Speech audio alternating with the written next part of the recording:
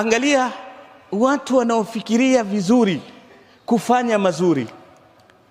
Mtoto mmoja shule zimefungwa, kazoea kila shule ikifungwa wazazi humpeleka ushago kwa bibi kule kwa nyanya, mpaka siku ya kufunguliwa wakaenda wakamchukua akarudi naye town. Yule mtoto mwaka huu akaja na vishindo nyumbani, asema baba, wajua mimi niko grade gani?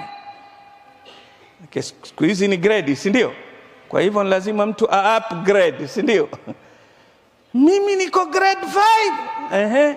Chakua sitaki mambo ya kusafirishwa, nitachukua treni mwenyewe niende nyumbani, sitaki mambo kueskotiwa kila siku mtoto tu mimi.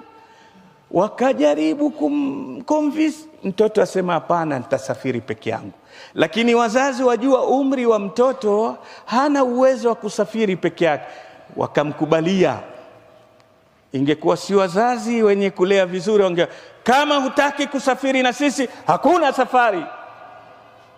Likizo yake wazazi wakasema tusimharibie mudi yake, sawa, tasafiri peke yako.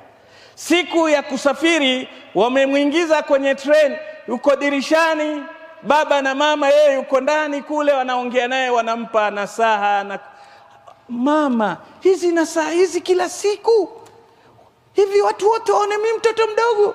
Najua, yes I know. Treni ataka kuondoka karibu, baba akaenda mbio, akatoa kitu mfukoni kwake, akamuingizia kwenye mfuko wake.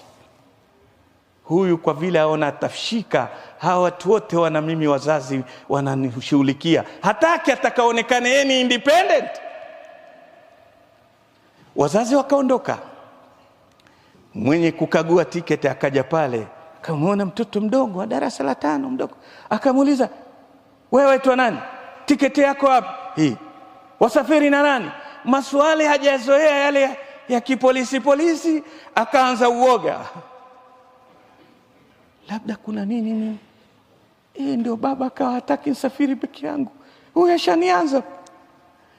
Alipoangalia kule wale kina mama wanaosafiri na yeye, wote wanamwangalia kwa kumsikitikia, maskini mtoto mdogo asafiri peke yake. Akaanza kulia mwenyewe. Alafu akakumbuka baba aliingiza kitu mfukoni na akanambia, ukipata tatizo lolote soma hiyo, chukua hiko, kitakusaidia. Wacha niangalie, matatizo ndio haya.